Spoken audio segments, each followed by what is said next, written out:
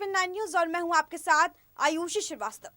मध्य प्रदेश में बीजेपी चुनाव जीत गई, लेकिन सबसे ज्यादा सुर्खियों में रहने वाली इमरती देवी अपनी सीट हार गई। लगातार सुर्खियों में रही इमरती देवी की हार के बाद से ये कयास लगाए जा रहे थे कि वो इस्तीफा दे सकती। हालांकि इमरती देवी ने कभी खुलकर इस पर बारे में बात नहीं की, लेकिन अब इमरती देवी ने यह साफ कर दिया है कि उन्होंने अपने पद से इस्तीफा दे दिया है। जी हां, शिवराज सरकार में महिला और बाल विकास मंत्री रही इमरती देवी ने अपने पद से इस्तीफा दे दिया है।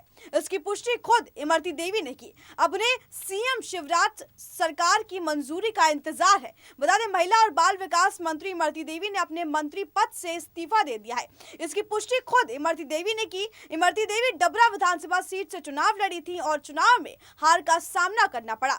इसके बाद उन्होंने मुख्यमंत्री शिवराज सिंह से मिलने के बाद अपने पद से इस्तीफा दे दिया। इमरती देवी का कहना है कि मैंने इस्तीफा दे दिया है, लेकिन अब इस्तीफा मानना या ना मानना सीएम के हाथ में है। बता दें कि अपने बयानों को लेकर सुर्खियों में रहने वाली पूर्व मंत्री इमरती देवी का विजय रथ चौथी चुनाव में थम गया था।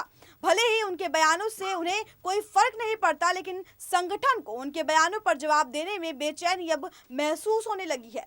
उपचुनाव में हार के बाद भी इमरती देवी अपने खुद को जीता हुआ बताने लगा था। उनका कहना था कि सरकार अपनी ही है तो काहे की हार। इमरती देवी खुद खड़े होकर अपने डबरा में विकास कार्य कराएंगी। जीते हुए विधायक कोई काम नहीं करा पाएंगे।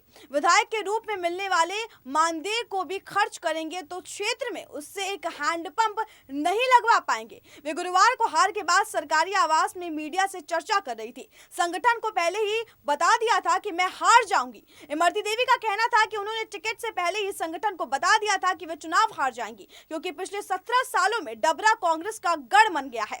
यहां से विधानसभा चुनाव के साथ लोकसभा चुनाव में भी कांग्रेस को जीत मिली थी। बता दें, 2018 के चुनाव में भाजपा को केवल 30,000 वोट मिले थे। इस बार कार्यकर्ताओं, नेताओं और उन्होंने कहा कि मेरी मेहनत कर इन वोटों को 62,000 तक पहुंचा दिया है। 2,500 वोट और ज्यादा मिल जाते तो मैं जीत जाती। इमरती देवी बोली कि मेरी हार से क्षेत्र के लोग दुखी हैं। मैंने उन लोगों से कहना चाहती हूं कि मैं कल भी उनके साथ थी, आज भी उनके साथ हूं और डबरा का विकास नहीं रुकेगा।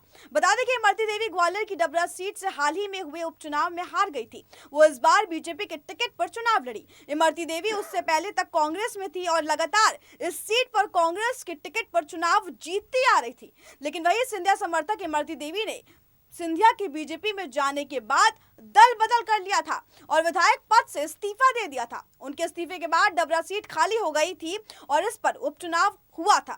इसमें वो अपनी समधी सुरेश राजे से करीबी 2,500 वोट से हार गई थी।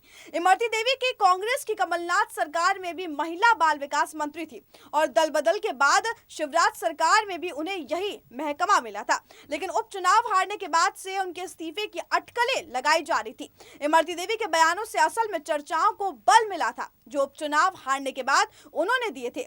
इमरती देवी ने कहा था कि चुनाव हार गई तो क्या हुआ, मंत्री मैं ही रहूंगी। फिर कहा था कि सरकार तो मेरी ही है। बता दें कि शिवराज कैबिनेट में महिला और बाल विकास मंत्री रही इमरती देवी को उपचुनाव में अपने ही रिश्तेदार सुरेश धाकर ने पराजित किया था। उपचुनाव में डबरा सबसे ज्यादा हॉट सीट मानी जाती रही थी। चुनाव प्रचार के दौरान इमरती देवी को कांग्रेस नेताओं ने खास तौर पर निशाना बनाया था। पूर्व मुख्यमंत्री और प्रदेश कांग्रेस अध्यक्ष कमलनाथ ने अपने भाषण में इमरती देवी के लिए आइटम शब्द का इस्तेमाल किया था। इसको लेकर खासा विवाद भी हुआ था और कमलनाथ के खिलाफ चुनाव आयोग ने कार्रवाई भी की थी। वही हार के बाद एदल सिंह कसाना ने इस्तीफा दे दिया था। ग्वालियर चंबल अंचल में 3 मंत्रियों ने एदल सिंह कसाना, गिरिराज सिंह दंतोड़िया और इमरती देवी को हार का सामना करना पड़ा था। वही 2 मंत्री पहले ही इस्तीफा दे चुके हैं। सिंधिया की खास होने के कारण इमरती देवी के इस्तीफे को लेकर लगातार अटकलें लगाई जा रही थी। इस्तीफा ना देने के कारण कांग्रेस और भाजपा लगातार आमने सामने बनी हुई थी। वही मामला अब तूल पकड़ने लगा, जिसके बाद मंत्री को इस्तीफा देना पड़ा।